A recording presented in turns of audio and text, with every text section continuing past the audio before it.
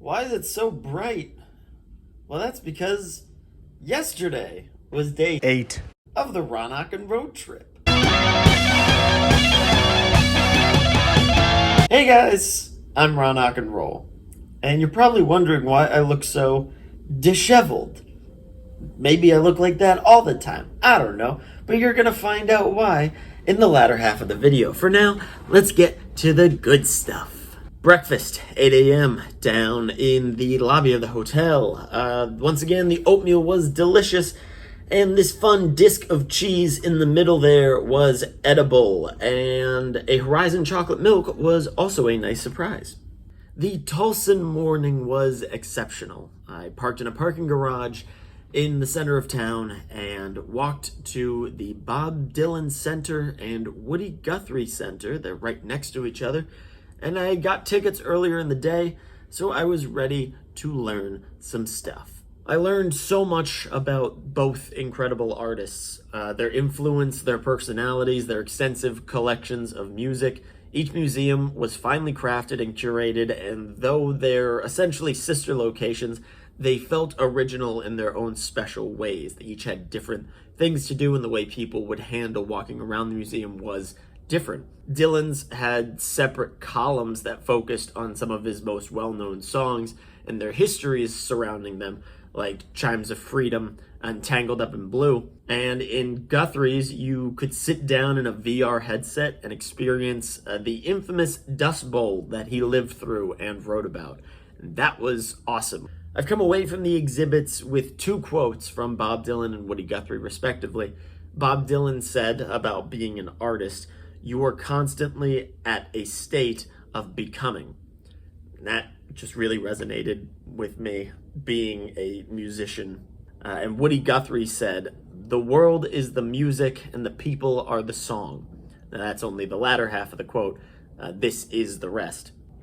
Powerful stuff from two hugely influential figures. In one gallery, I overheard a woman say that it was Food Truck Wednesday. And from then on, I knew what I was having for lunch, something from a food truck.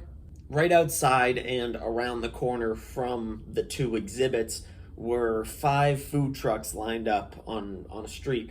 And it was the last half hour of them being there, so when I walked over, I chose quickly. There was a place serving chicken sliders, and they sounded tasty. And I will show you this video now to show you how tasty they really were. The chicken was juicy, the slaw crispy, the sauce tangy, the fries perfectly seasoned. It was delectable. I ate that stuff so fast, it was so good. But I finished my meal drinkless, might I add. So I had to go to a general store that was down the street. I walked a little ways and I found this place called Treats, and the outside had tinted glass, so automatically it was a little shady.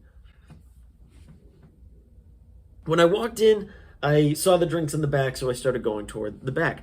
There was a man with a tennis ball and a dog. He was not walking the dog. The dog did not have a leash or anything. He was just with the dog.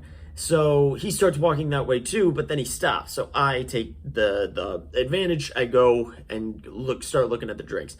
And while I'm in the middle of choosing my drink, which is this, I see I'm looking down at the drinks, and all of a sudden there's a tennis ball that slams against the wall 6 feet from my head to the left of me. I jolt to the side. He was playing fetch with the dog indoors, and I've never seen that before. I say, I gotta get out of here immediately. I grab the drink, go over to the counter, pay for it, and while I'm paying for it, the dog walks up to the guy who is handling my purchase, and he just curls up around the guy's legs. So I then learn that the dog is just part of the store, and the guy who is playing fetch with the dog isn't like the owner or anything. It's just the dog it's the store dog. He's just some dude playing fetch with it.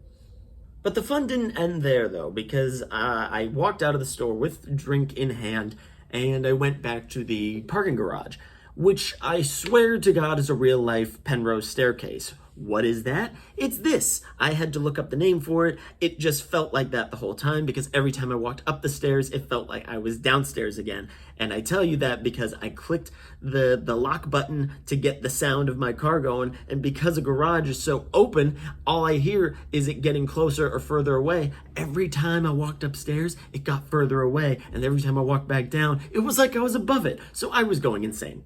I don't want to get too caught up in the small details of everything, so I'm going to run through now to the next 3 stops that I made. There was Josie Records, Starship Records and Gifts, and Boulevard Trash. At Josie Records, it was very wide array of things from vinyl, CDs, and a surprise shelf in the back of DVDs and VHSs. And this is what I got there. I found Step Brothers, The Runaways for $1, Gangs of New York, Rockstar, the Friday Triple Feature, The Commuter, and this didn't have a tag on it, so I got Remember Me for free. Starship Records and Gifts was a very big joint, very cool. I say joint pun intended because half of it was weed paraphernalia, the other half was music. I stayed on the music side because I don't do anything. So then I smelled like incense on my way out and I just kind of accepted it. I didn't purchase anything there, but then I went to Boulevard Trash, which was a very cool spot. It was kind of a hole-in-the-wall place and not busy at all, but the aesthetic and vibe was like hardcore punk and heavy metal. I didn't get anything there either, just because it had already been a long day. Now let's see how fast I can tell this story so this isn't an 8-minute video. My favorite part of the day was the middle, because I wanted to go back to the hotel. I still had 2 stops, as I said in my video yesterday. I wanted to see more vintage stock stores and see what I could get there. But that was kind of impeded by the fact that I had a flat tire. I got back to the hotel and I forgot my key card in the car. I was about to walk into the hotel. I turn around and I say, whoops, forgot that. Go to the door, open it up, and then I hear tss, and I say, uh-oh, what is that? I go to my back tire and it's got a hole in it and I can't see the hole. So I'm like, I gotta move the car and make sure that it doesn't leak as much. So I put the car in a different spot and put the hole flat against the ground, and so it didn't leak as much. Then I called AAA and I said, hi, what can you do for me here? And they said, well, we could have somebody come out and patch the hole for you, but that's going to be a little money. And I said, well, I don't need a patch. I don't need a spare because my spare is in the car full of all my stuff that I'm taking across the country with me. And they said, okay, we can take you to a Goodyear where they can just give you a new tire. I said, fantastic. Let's do that. It's 5 o'clock. Goodyear closes at 6. They say, we're going to make you a priority call so we can get out there before 6. I said, awesome. Thank you very much. I'm waiting by the car. So I wait by the car for half an hour and nobody's there. I call AAA back and I say, hello, where are you guys? I get a robot and the robot says, we got these guys from this towing company coming to you. Their estimated arrival, 8:07 p.m. It's kind of moot that you even come here now. I don't need you at 8:07. I need you before 5:45. So I call them, I make sure Goodyear knows that I'm not going to be there tonight. I call AAA and I say, hey, why don't we just plan for tomorrow morning? And what is today? Today right now is tomorrow morning. Kind of a mindfuck, right? I don't know. I'm here. I got a new tire. Didn't get a new tire. I got my tire fixed. All is well. And that's the end of that story. Long story short, I think God was trying to tell me not to buy any more DVDs, and she did that by trapping me in my hotel room for the rest of the night. But it's okay, I did have leftovers from Whataburger that I could eat, and the tire is fixed now because it is morning. I'm going to go to Amarillo today and pack up all the stuff behind me, but before I do that, I am going to place one Kraft American single somewhere in this room, so next time I'm back, I will have a little snack. I'll see you tomorrow.